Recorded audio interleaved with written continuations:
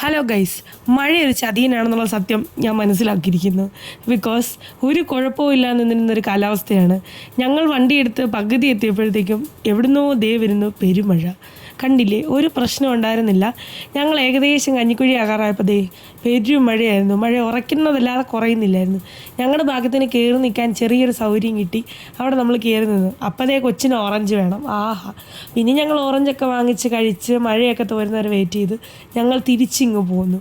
ശേഷം നമ്മൾ മണർകാടുള്ള ക്രഞ്ചീസിലേക്ക് കയറി ചെറിയ രീതിയിലൊന്ന് ഫുഡ് അടിച്ച് വീട്ടിൽ പോരാമെന്ന് വിചാരിച്ചു. പ്ലാൻ വളരെ രീതിയിൽ കുളമായി പോയി. പിന്നെ അവിടെ ചെന്നപ്പോഴേ അവൻ ഓറഞ്ചിനോടായിരുന്നു പ്രിയം. പിന്നെ ഒരു ഓറഞ്ച് കഴിക്കുന്നുണ്ടായിരുന്നു. പിന്നെ ഞങ്ങൾ ഫുഡൊക്കെ ഓർഡർ ചെയ്തിട്ടിരിക്കുകയായിരുന്നു. അപ്പോൾ അവൻ പറയുന്നുണ്ടായിരുന്നു, ഈ പിക്ചറിൽ കാണുന്ന ഈ പുള്ളിക്കാരി അവൻ്റെ അമ്മയാണെന്നൊക്കെ പറഞ്ഞുകൊണ്ടിരിക്കുകയായിരുന്നു. അപ്പോൾ ഞാൻ ആരാടാന്നൊക്കെ ചോദിക്കുന്നുണ്ടായിരുന്നു. അവൻ എൻ്റെ അമ്മയെ കണ്ടു എന്നൊക്കെ പറയുന്നുണ്ടായിരുന്നു. ആക്ച്വലി ഇനി ഇത് അവൻ്റെ അമ്മയാണോ എന്ന് എനിക്കറിയില്ലല്ലോ.